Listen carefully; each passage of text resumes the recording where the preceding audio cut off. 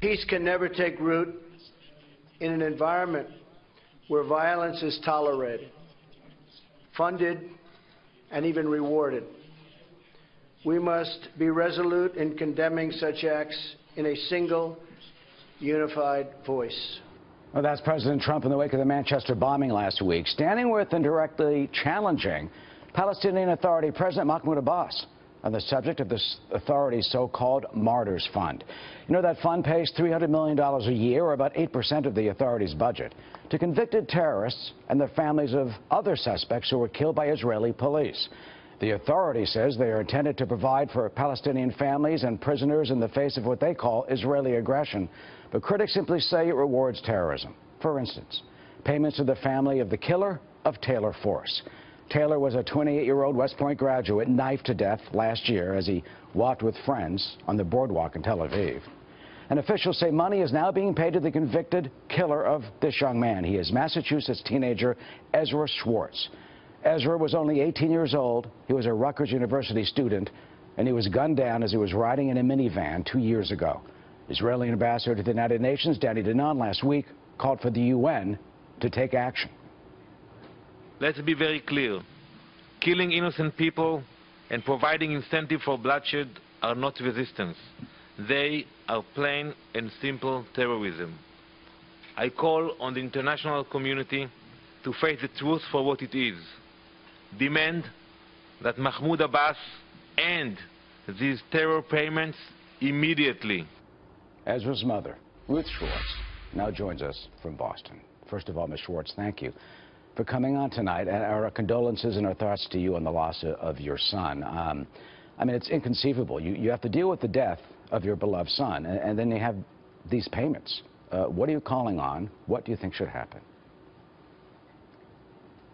Well, it's been very difficult to deal with Ezra's murder, just in general, figuring out a way to continue life and figuring out a way to help our children get through this, even 18 months later, which feels like a short time and a long time all at the same time. It's still very difficult. And hearing about this issue and payments to the terrorists, and that the terrorist that killed Ezra is receiving over $3,000 a month, it's just disgraceful and very upsetting. And I just felt like I needed to speak out and ask for this to be changed, to be stopped. You have said that these payments, in your view, glorify and encourage terrorism. Yes. How so? Well, I think that it's a well-known thing among the Palestinians, and it's encouraging their young people to act out and do these terror attacks. And I think that it's well known that they're going to receive payment, and their families will receive reward and payment, that it's encouraging them to be terrorists and to kill innocent people. Would you ever think that, you know, money from an organization, from, you know, basically kind of a governmental organization, you know, would go to this? I mean, there are critics in the United States, you know, who are citing U.S. payments to the authority. There's a bill in Congress right now that's named after a young man like your son, Taylor Force, who we just mentioned, called the Taylor Force Act, that would cut off, you know, some of this money. There's Taylor Force there. I mean, what do you think should happen? Do you favor that?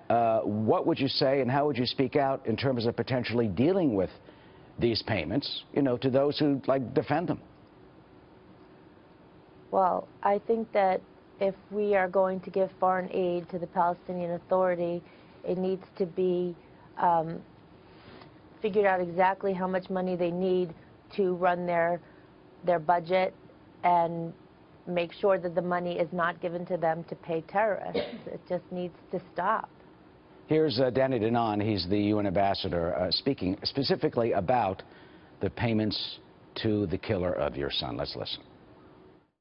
Ezra's killer, Muhammad Arub, has been sentenced to 4 life prison terms for the murder of 3 and attempt murder of dozens more.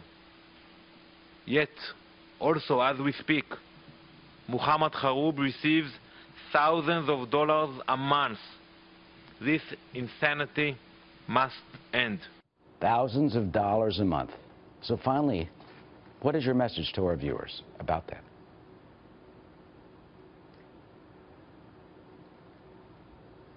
My message is that I can't understand how our country can allow this to happen anywhere in this world, that terrorism should be encouraged and glorified, and people that commit these horrendous acts are rewarded and treated like heroes and paid, and their families are paid. It's just so outrageous. So my message is we need to make this stop. We need to figure out a way to just stop this. Ruth Schwartz, on the cost of terrorism, thank you. Thank you for coming on tonight. And that act is called the Taylor Force Act in Congress right now. Thank you again, and our condolences. Thank you.